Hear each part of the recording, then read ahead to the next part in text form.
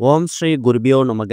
ஓம் ஸ்ரீ மகா பெரியவா சரணம். மே 3ஆம் தேதி சனிக்கிழமை இன்றைய தினம் சித்திரை மாதத்துல வந்திருக்கக்கூடிய வளர்பிறை சஷ்டி விரதம். அற்புதமான ஒரு நாள். இப்ப நாம சொல்லக்கூடிய வெந்தயத்தை பயன்படுத்தி இந்த ஒரு பரிகாரம் நீங்க செய்யறதால பலவிதமான செல்வங்கள் உங்கள் பக்கம் தானாக வருவதை நீங்க கண்கூடா பார்க்க முடியும். அது என்ன தாந்திரிக முறைன்னு பார்க்கறதுக்கு முன்னாடி நம்மளோட வீடியோஸை இப்பதான் நீங்க ஃபர்ஸ்ட் டைம் பார்க்குறீங்கன்னா மறக்காம சப்ஸ்கிரைப் பண்ணிக்கோங்க.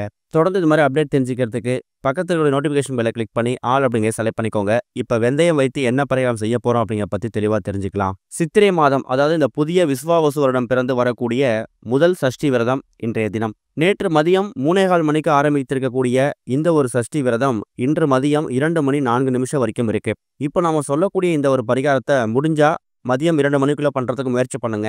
இல்லனா மாலை ஒரு 6-7 மணி கூட பண்ணலாம். இதுக்கு உங்களுக்கு தேவையான பொருள் 18 எண்ணிக்கையில வெந்தயத்தை எடுத்துக்கணும். வெந்தயம் அப்படிங்கிறது தன ஆக்ரோஷண பொருட்கள்ல முக்கியமான ஒன்று. வெந்தயத்தை நீங்க கொஞ்சம் ஊற வைத்து அதை பசையா மாத்தினீங்கன்னா அது ஒரு கம்மா மாறிடும். அந்த பசை மீது நீங்க எதை வைத்தாலும் அது காந்தம் போல பிடிச்சுக்கும். அந்த ஒரு தன்மை கொண்ட ஒரு பொருள் தான் வெந்தயம். இந்த ஒரு பொருளை பயன்படுத்தி நீங்க செய்யக்கூடிய இந்த ஒரு தாந்திரிக முறையால, அதுவும் சஷ்டி அன்னைக்கு செய்யறதால பலவிதமான நல்ல விஷயங்கள் உங்களை தானாக தேடி வரும். பூஜை அறையில விளக்கேற்றி வச்சுட்டு முருகப்பெருமான் போட்டோ சிலைக்கு முன்னாடி பூஜைகள் செஞ்சு முடிச்சிடுங்க.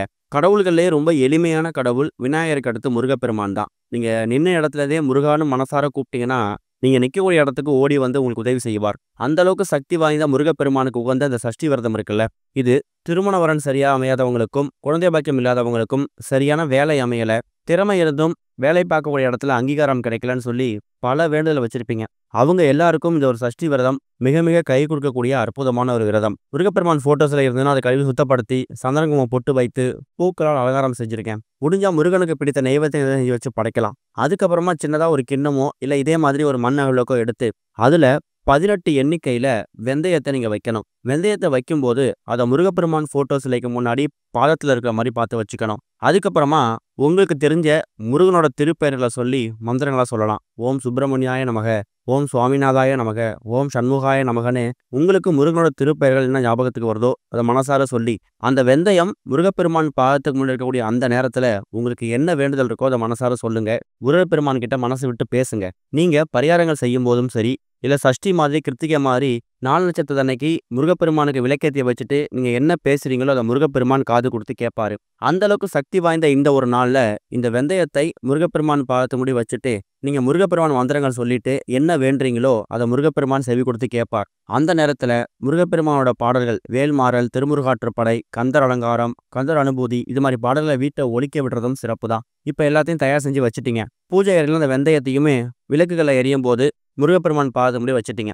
அதுக்கப்புறம் உங்க அன்றாட வேலை பார்க்கலாம். அதுக்கப்புறம் விளக்கெல்லாம் குளிர வச்சுட்டு அந்த 18 எண்ணிக்கையில வைத்திருக்கக்கூடிய அந்த வெந்தயம் இருக்குல்ல கிண்ணத்துல, அதை எடுத்து அதை ஒரு பேப்பர்லயோ இல்ல சின்னதா ஒரு துணியிலையோ அந்த வெந்தயத்தை கொட்டி அது கூட ஒரே ஒரு சில்லறை நாணயத்தை வச்சு இறுக்கமா முடிஞ்சுக்கோங்க. இதை வீட்டில் பணப்புழக்கம் இருக்கக்கூடிய இடத்துல கொண்டு போய் பத்திரமா வச்சுடுங்க. இப்படி வைக்கிறதுல என்ன ஆகும்னா, முன்னே சொல்லியிருந்தோம், இந்த வெந்தயம் அப்படிங்கிறது பசைத்தன்மை கொண்ட ஒரு பொருள். அது கூட என்ன ஒரு பொருள் இருக்குதோ அதை பத்திரமா இறுக்கி பிடிச்சுக்கும். இந்த ஒரு சக்தி வாய்ந்த வெந்தயத்தை, காந்தம் போல ஈர்ப்புத்தன்மை கொண்ட வெந்தயத்தை அந்த சில்லறை நாணயத்தோட சேர்த்து நீங்க வைக்கும்போது பணத்தை உங்கள் பக்கம் காந்தம் போல ஈர்க்கக்கூடிய ஒரு சக்தியை அந்த வெந்தயம் உங்களுக்கு ஏற்படுத்தி கொடுக்கும். அதுலேயும் பணப்புழக்கம் இருக்கக்கூடிய இடத்துல வைக்கும்போது வீட்டில் இருக்கக்கூடிய பணம் வீண் வரையும் வீண் செலவு ஆகாது, மருத்துவ செலவுகள் குறைக்கப்படும். இந்த இடத்துல நம்ம 18 வெந்தயம் ஏன் எடுத்திருக்கோம்னா, முருகப்பெருமானுக்கு உகந்த எண் 6 இல்லையா?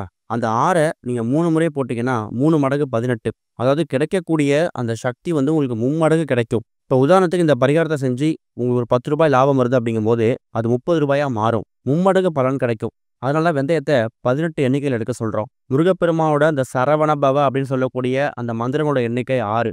முருகனோட அறுபடை வீடுகள் 6. முருகனை வளர்த்த கார்த்திகை பெண்கள் 6. இப்படி 6ன்னு சொல்லக்கூடிய எண்ணுக்கும் முருகனுக்கும் சம்பந்தம் இருக்கிறதால 6 வெந்தயம் எடுக்காம மும்மடங்கா 18 எடுத்துருக்கிறோம். பொதுவாக இந்த சஷ்டி விரதம் ஒன்று கிருத்திகை நட்சத்திரத்தோட வரும். ஆனால் இந்த வருஷம் சித்திரை மாதம் எப்படி வந்திருக்குன்னா சனிக்கிழமை வந்திருக்கிறது.